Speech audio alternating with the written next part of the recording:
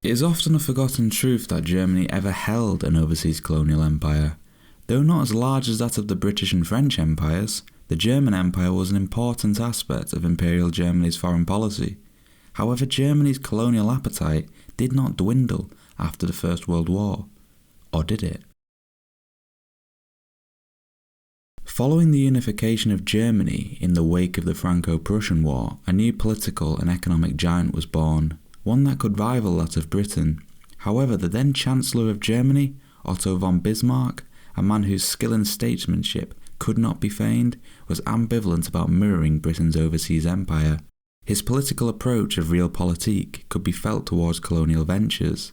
In 1884, at the height of the scramble for Africa, during a period of new imperialism which saw Africa carved up, he went on to say the following: "I do not believe that colonial projects can be artificially established. Where people had wished to construct harbours, where there was no traffic, and build towns where there were no people, with the intention being to attract people by artificial means." He went on to question whether it was the duty of the German Empire to grant imperial protection and a certain amount of support in their colonial endeavours. Bismarck did not see mainland Germany as being responsible for the development of overseas colonies. He clearly believed that they should be a mere byproduct of trade. In fact, he went so far as to say, "Our intention is not to establish provinces, but to protect commercial enterprises." He saw an overseas empire as a source of large expenditure and diplomatic complication, only warrantable if the colony was profitable. Bismarck instead was focused on resolving the German question, meaning establishing a strong presence on the continent. He was, as he often stated, no man for colonies. However, being swept up by the fervour of New Age imperialism, he paid homage to public opinion and Germany's push for a colonial adventure. For a nation to have colonies was a symbol of maturity, an indicator that the motherland was situated in the upper echelons of the global order.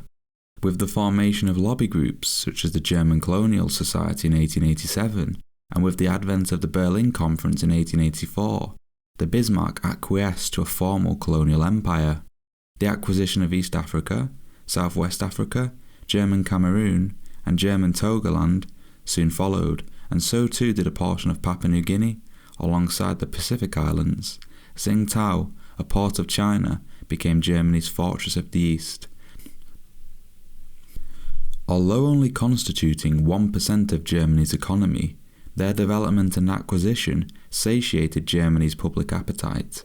A German colonial Reich had been born, and to the disdain of the British, it went hand in hand with the naval ambitions of the Kaiser. Herein we see the difference between Bismarck and the Kaiser's vision for Germany. Whereas Bismarck believed that colonial endeavours should come as a byproduct of merchant and colonial activity, the Kaiser saw colonial endeavours as an end in themselves. In essence, the Kaiser wanted Germany to position itself as a global cultural and imperial leader, not just as an economic one. A colonial empire was merely a means of doing this. Whereas the Kaiser wanted Germany to have a place in the sun, Bismarck often stated that his map of Africa was in Europe. With the dismissal of Bismarck as Chancellor in 1890, Germany's stately politics of pragmatism, known as realpolitik, gave way to the Kaiser's aggressive imperial fervour, known as Weltpolitik.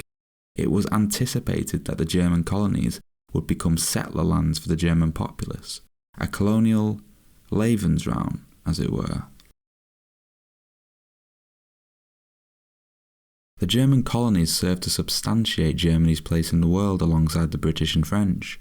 In the realm of scientific and cultural endeavour, Germany's colonies gave way to advances in mapping and exploration, and also informed the development of eugenics and pseudoscientific racism. In 1914, the German Colonial Society published a German colonial encyclopedia. However, it was not released until 1920. A significant milestone, especially given that by this point, the colonial empire had been seized by the Entente of World War I. The colonial empire had been dissolved at the end of the First World War, its territories split predominantly between the British, French, Japanese and Portuguese. yet its institutions lived on, a constant reminder of Germany's preeminence and a symbol of German society's fond memory and appetite for empire. When the British and Japanese took the German coastal port of Tsingtao, the Kaiser had steadfastly said that he would rather see Berlin fall than Tsingtao. Such was the nature of how valued the colonial empire was.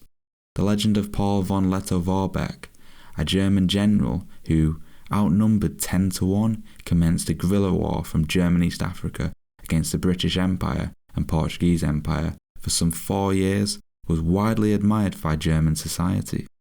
The German desire for colonial rule remained. The means of its maintenance had faltered. If we fast forward to 1933, a colonial empire was not an explicit aim of foreign policy for the Nazis. In fact, Hitler reverted back to a purely European lens. His stated desire for Lebensraum was not colonial, but instead European, and its target was Eastern Europe.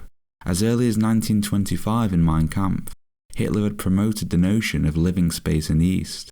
The former German colonies were not on the cards for conquest. He stated with vigour that, for acquisition of colonies will not solve the question. Nothing in fact but the acquisition of territories for settlement which extend the area and the mother country itself.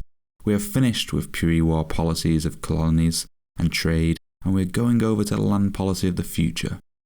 Parallels can therefore be drawn between the importance Bismarck placed on European paramountcy and Hitler's focus on European paramountcy, Bismarck wanting to preserve the balance of power and the Kaiser wanting to disrupt it. However, this is not to say that their memory was not used by the Nazi Party during its rise to power. Many of the institutions associated with the colonial apparatus still existed, and there still existed a level of what can be called colonial politique. Colonial enthusiasts typically comprised of ex-officials, the ex-military, professionals such as scientists, teachers and missionaries, and those such as hardline nationalists. There was therefore overlap between colonial enthusiasts and Nazi Party sympathisers, and Hitler undoubtedly sought to tap into this. Indeed, many eugenicists and professors believed that the Nazi Party would reclaim the colonies and provide further grounds for scientific exploration. Upon attaining power, Hitler professed that Germany, like any other power, reserved its right to colonies, and in 1937, propaganda explicitly played on the colonial question. Undoubtedly, Hitler and Goebbels saw that they could tap into colonial enthusiasm to increase public support for the Nazi regime. However, as Nazi Germany played its expansionist hand, the Nazi Party's attitude towards a colonial Reich became clear. Demands were made by the German ambassador von Ribbentrop to give Germany back its colonies, but it is not evident that this was a first aim of Nazi foreign policy. It has been suggested that Hitler merely wanted to use the colonial question to foster an alliance with the British.